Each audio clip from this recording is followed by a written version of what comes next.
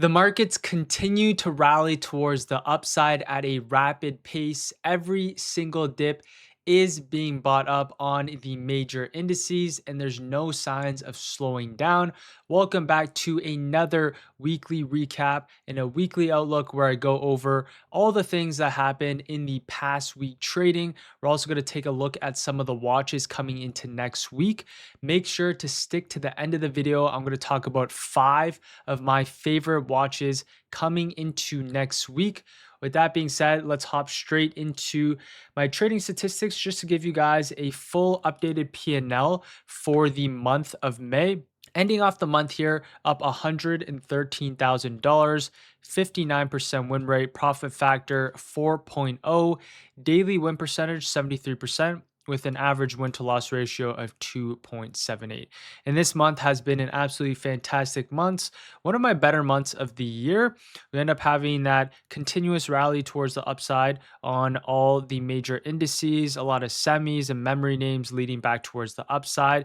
Traded very well this month.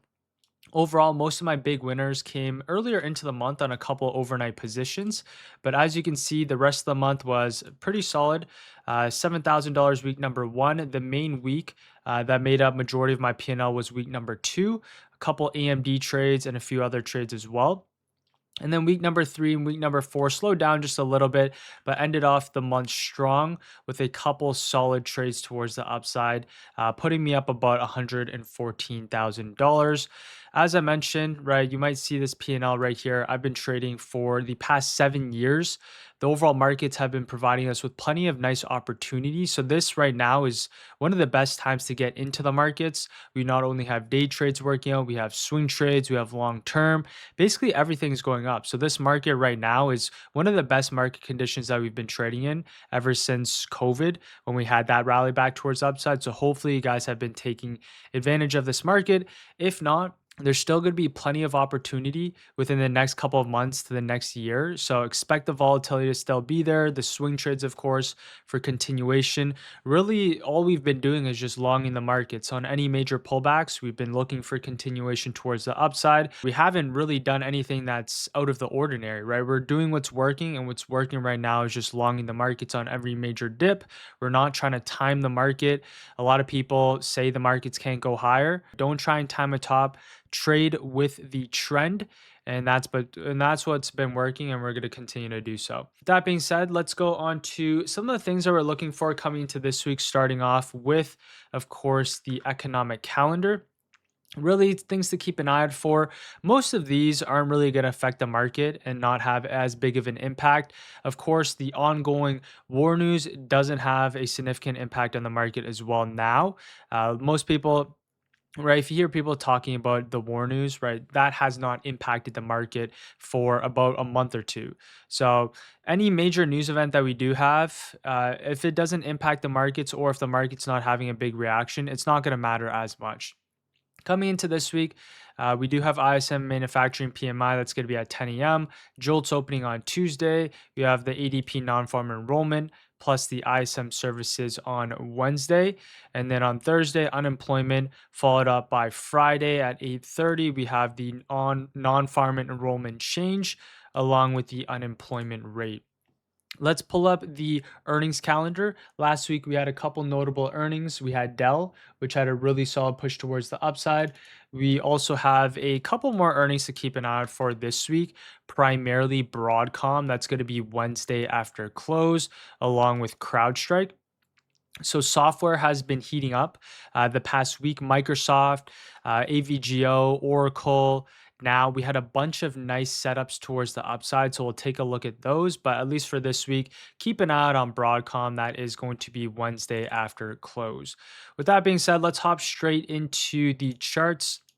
Starting off with the major indices on the weekly time frame. SPY chart, very much bullish. As you can see, we haven't had a single weekly down close candle ever since we bottomed from these April lows. We talked about this. We talked about the same similar setup, right? The dip in April, rally towards the upside. This was last year tariffs, similar thing with the war. Consolidation, dip in April, rally towards the upside. And we're just going to continue higher, most likely the rest of the year. Any major dip that we do have, we're just going to continue to push higher. So the SPY chart on the weekly, of course, is very bullish. If we now go on to the daily chart, every single dip so far has been bought up. Higher lows have been made very nicely. Now for the SPY, we really just like to see this higher low. Let's kind of zoom in a little bit. The key levels that we have marked out is going to be really our last week's lows, right? It's going to be that 748. We like to see it maintain above this level for a daily higher low. That's going to be the best case scenario for momentum towards the upside. As long as you can maintain above this, we're going to maintain a very much a bullish bias here in the markets. If we go on to the hourly time frame, really the key levels that we're just going to have marked out is just going to be that 750. As long as we maintain above that 750, we are going to continue towards the upside. If we look at the ES, similar thesis here. If we look at the weekly, very much bullish for continuation higher, right? Every single dip so far has been bought up and we've been just continuing towards the upside. Daily chart, every single dip has been bought up. No signs of bearish price action whatsoever. Key level now is going to be the 7,500 daily higher low for this continuation towards the upside. So key level for the ES coming into next week, we have a couple key levels. Number one is going to be that last week's lows, 75.20 for continuation. Other levels right off the bat is just going to be this higher low, potential hourly higher low for continuation higher as well. On basically all the major indices, we're just bullish, right? As you can see here for the QQQ, very bullish on the weekly time frame. Not a single down close candle besides this one right here, which was more neutral than anything. Another strong weekly candle close above our past 2 weeks candles of worth of consolidation. Strong candle close back on the weekly time frame. If we look at the daily chart, and we zoom in just a little bit, daily higher lows are being built. Just continuation now. We like to see that daily higher low be set above 720 for continuation higher.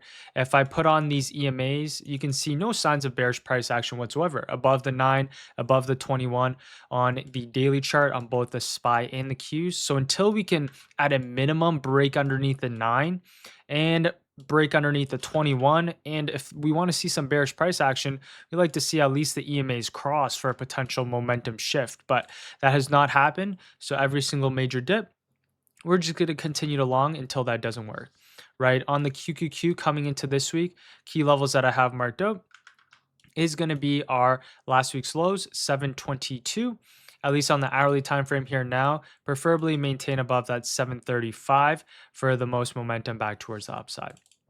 If you go on to the SMH, right, the semiconductor ETF, look how bullish the semis have been. Ever since we ended up having that bottom here, we've had this nice rally towards the upside, right? Almost a 60% move on the underlying. So that's why a lot of the semis, along with some of the memories, have been continuing higher. Very bullish here on the weekly time frame, of course. If you go into the daily chart, end up bouncing nicely off that daily gap, and now we're back above our 580. So for the SMH on the daily chart, we like to see a daily higher low be set above this 580 for continuation towards the upside. If you go into the hourly time frame, the semis later into the week have been lagging behind just a little bit. You can see the semis had not made a brand new all-time highs on Friday, and a couple names, specifically the software, have been moving up nicely, whereas some of the semis have been lagging behind just a little bit. So we're seeing a little bit of a rotation here on in the markets. For the SMH moving forward, maintain above 580 for that continuation higher, right? That's going to be key based off of the daily chart. Now let's go on to some of the names coming into this week. We'll start off here on Tesla. Tesla shaping up fairly nicely, taking a little bit longer to develop. But what we like to see now is kind of this higher time frame cup and handle on the weekly chart. If we can break above 450, that's going to be key for Tesla for continuation. Until we can break 450, we want to be a little bit more patient. You can see we're just kind of consolidating so far. So the break above our 450 is going to be key for a move up and towards our 500. Until then, there's not as much to talk about here on Tesla. Nvidia, this one has been lagging the overall markets. Key level now is going to be that previous all-time highs, 210. This is a general area I like to see buyers step in here off that 210 here on Nvidia back towards the upside. Overall markets continuing higher. Nvidia hasn't really participated in this rally ever since we bounced from the April lows. Nvidia had a nice push higher, but not as nice as all the other semiconductors. Key level I'm going to draw it is going to be that 210 here on Nvidia. What I like to see is really buyers step in off that 210 for continuation higher. This will be that daily higher low on the daily chart as well. So if we break underneath that 210, then I'm going to be a little bit more patient. I'd really like to see buyers step in here off that 210 for continuation. AMD, if we look at this on the weekly chart, continuing to push towards the upside, really nonstop on AMD, right? Ever since we had these April lows, markets have just been continuing higher. Weekly chart continue to show some strength. Every single weekly candle has been bullish. Every single daily candle and daily higher low has been bought up as well. So for AMD, nice daily higher low, ended up defending this daily gap for continuation above our 460. Nice continuation higher here as well. Next level I'm going to have marked out on AMD is going to be this daily higher low. I'd like to see it maintain above 460 for continuation. So as long as we're above 460, we're going to maintain a bullish bias here on AMD. If we go on to the hourly time frame, key level, as I mentioned, is going to be this 460, which is a little bit farther away. So far, AMD fairly bullish. The most momentum, right, we can kind of just draw this higher low here on the lower time frames. As long as you can maintain above that previous low, which is now going to be that Friday's lows, we like to see continuation higher. As for Apple, this one continue to push towards the upside here as well. As long as you maintain now above our 280, continuation towards the upside. Daily chart very much bullish, riding this 90 MA, of course. Every single dip so far is being bought up. So just mark out those down close candles, potential pullback down in towards 300 for continuation. Google pulling back just a little bit here. If we're looking at this on the weekly time frame, now what we'd like to see here on Google is most likely the pullback down in towards that 90 MA. It could even come all the way back down in towards this previous retest level, which happens to be that 350. I don't really want to see it come down all the way to 350, but it very much well could, and it'd still be bullish for a continuation, of course. If you look at this on the daily chart, what I'm personally going to have marked out is going to be this daily gap. So we have this daily gap marked out on Google. Now I just like to see kind of buyers step in earlier into the week, the reclaim back above our 380 for a push back up in towards our all-time highs. If we break underneath, hold underneath, we could see a move down in towards that 360. Microsoft, we'll talk about this a little bit more here, but finally breaking outside of this flat top break. Nice buyer stepping in on Thursday and Friday. We now have this daily gap that we can look to revisit back towards the upside. So Microsoft, one of my favorite names, building up these higher lows. Took a little bit longer, but flat top, now continuation towards the upside. Hourly chart, as you can see, took quite longer, right? You can probably see this better here on the 4-hour time frame, but nice consolidation. Once we're finally able to break above that 430, nice continuation towards the upside here on Microsoft. As for Meta, this one consolidating, now finally breaking outside this range. Keep an eye on this Meta retest of our 620 for this continuation back up and towards this earnings gap here as well. And then for a couple other names, Amazon, weekly break and retest. We like to see it maintain above that 260 for continuation towards our all-time highs. Netflix really not doing too much. Let's go over a couple semiconductors, and then as I mentioned, we'll go over some of the main watches coming into this week. MU, really strong weekly candle close. As you can see, we had a little bit of a pullback last week, followed up by a gap up above our all-time highs and a strong weekly candle close. So MU, very strong. Next level is, of course, going to be our 1,000 key psych. That's going to be one of our main targets here on MU. Now for MU, as long as we maintain above 800, that's going to be that daily higher low for continuation. So there is potential room down in towards that 800, but now I'd just like to see that push up in towards 1000 here on MU. If we're looking at this on the hourly time frame, what I personally like to see, as I mentioned, right, is now just the break above our previous day highs for a push up in towards 1000. I don't want to see the markets pull all the way back down in towards 820. It could very much well do that and still be bullish. But as for now, coming into next week, MU, mark out that previous day highs. We're creating a flat top. Let's see if we can push up in towards 1000 here on MU. SNDK, another one that's made a brand new high here on the weekly chart. Nice strong candle close above our 1600. Now the key levels for SNDK maintain above that 1600 for a continuation higher. Key levels is going to be just that 1600. As long as you can maintain above this, bullish bias in the markets. Intel is the one that's been lagging behind quite a bit. The past 2 weeks, the overall market's bouncing. Intel, not really bouncing. On Friday, we kind of rejected right off the top of this wedge pattern. I wanted to see buyers step in. Now for Intel, right, we're in a very key area. If we break underneath, we can see a potential now double bottom and a push down in towards this 110 and build a higher low here off this 105. Right now, you can see the momentum is slowing down just a little bit, right? We kind of rejected off the top of this trend line. I wanted to see the break on Friday, but we end up rejecting. Now it seems like we're going to do a little bit more consolidation and then eventually push back towards the upside. But at least for Intel, you want to be a little bit more patient. There's a bunch of other names to keep an eye out for here and now, but now I will go on to some of my top watches that I have, primarily the 5 main top watches coming into this week. Starting off with Microsoft, as I mentioned, I like this flat top break. We have lots of room back towards the upside, up in towards this earnings gap fill. So Microsoft, keep an eye out for a pushback up in towards our 480 here on the higher time frames. So that's one of our main watches coming into next week, right? The key levels is going to be our previous day highs. So coming to next week, we'll keep an eye on that previous day high break and retest for a continuation higher, as long as it doesn't gap up. Even if it gaps up, we'll talk about this a little bit more on Monday. Another one that I like now, ServiceNow has been fairly solid. Recently, it broke out of this downtrend here on the weekly chart. So this was our first sign of bullish price action after being in quite a longer term downtrend here. Trump, this is one of Trump's biggest positions. Now we're starting to see some nice price action, nice breakout here on Friday. Next levels that I have on now is going to be all the way back up and towards our 130.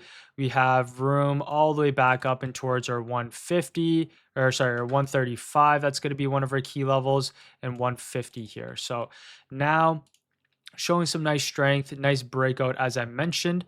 Key levels that we're going to have marked out is going to be that previous day highs, and as I mentioned, room up in towards that 150. AVGO, another one that's currently breaking outside of the range.